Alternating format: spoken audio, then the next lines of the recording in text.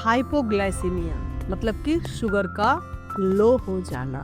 क्या होम्योपैथी में इसका इलाज संभव है? मैं डॉक्टर मोनिका गोस्वामी पिछले 18 वर्षों से होम्योपैथी की प्रैक्टिस कर रही हूँ। एक बहुत अच्छा केस, बहुत कॉम्प्लिकेटेड ऑटो इम्यून डिसऑर्डर, जिसमें पेशेंट की शुगर लो हो जाती है और उसको कन्वल्जन आने लगते हैं या वो बेहोश कर होकर गिर जाता है। ऐसी स्थिति में पेशेंट कोमा में भी जा सकता है। जब वो 1.5 साल का था तब से उसको कन्वर्जन आना शुरू हुए, तो ट्रीटमेंट चलता रहा 1.5 साल से 10 साल की उम्र तक कन्वर्जन का। 10 साल की उम्र में अचानक से चेक किया गया, शुगर निकली 25।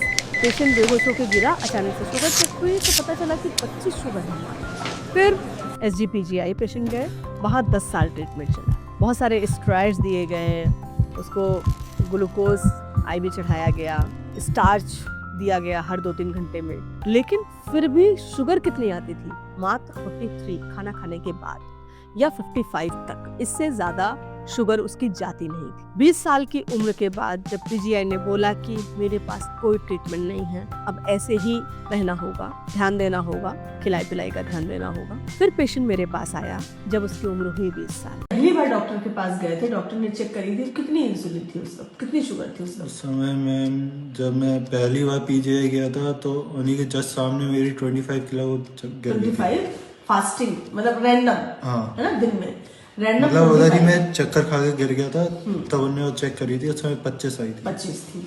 आप हमारे पास 25 फरवरी 2024 से जुड़े हैं, करीबन 2 साल हो गए। 2 साल हो गए। इन 2 साल में क्या एक्सपीरियंस रहा आपका? मैम काफ़ी हद तक अच्छा रहा है एक्सपीरियंस, क्योंकि शुगर भी अब पहले से नॉर्मल रहने लगी है और कुछ दिक्कत आई नहीं। कोई कन्वर्जन जैसा नहीं आया। अब तो भूखे भी रह लेते हो? हाँ।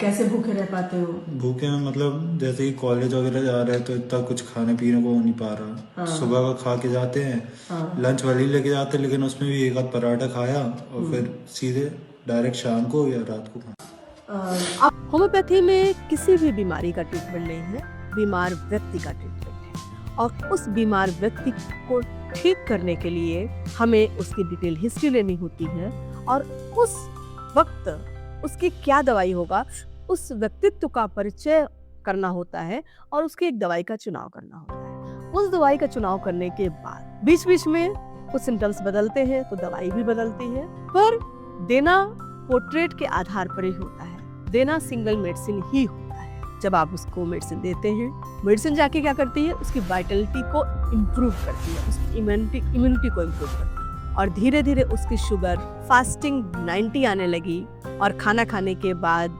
130, 140, 150 तक पहुंचने लगी। और होम्योपैथी ने उसकी 20 साल के बाद की यात्रा को इतना सरल कर दिया, ना किसी हॉस्पिटल में एडमिट, ना बार बार खाने की चिंता, भूखा भी रहने लगा पेशेंट, कभी कभी खाने का भी ध्यान नहीं दिया पेशेंट ने, और सरवाइव करने लगा। जो 1.5 साल की उम्र से 20 साल की उम्र तक जितनी क्रिटिकल लाइफ थी उसकी, उसको होम्योपैथी ने कितना आसान तरीके से आसान बना दिया, बिना किसी कॉम्प्लिकेशन के साथ। तो होम्योपैथी वो पद्धति है जो ऑटो इम्यून डिसऑर्डर को ठीक करती है, व्यक्ति को ठीक करती है, व्यक्ति में पलने वाली सारी बीमारियों को जड़ से ठीक करती है। होम्योपैथी अपनाइए, अपने भविष्य को उज्जवल बनाइए और सुरक्षित बनाइए। Thank you. ठीक है।